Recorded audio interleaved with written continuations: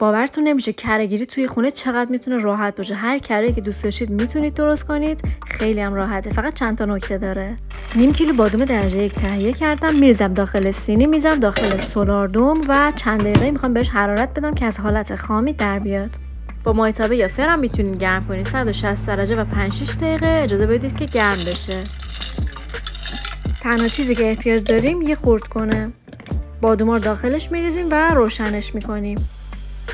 به خرد کن هر چند ثانیه استراحت بدید. اجازه بدید که بادوما کاملا خرد بشن. نکته مهمی که اینجا داریم اینه که بادوماتون نباید خیس باشن و اینکه کاملا گرم باشن.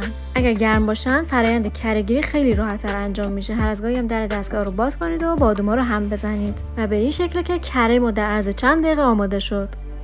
کره پسته، کره فندق، کره بادام هندی، کره کنجد و هر چیزی که دوست داشتید رو میتونید کره‌شو بگیرید. با غذا ساز هم میتونید این کار رو انجام بدید.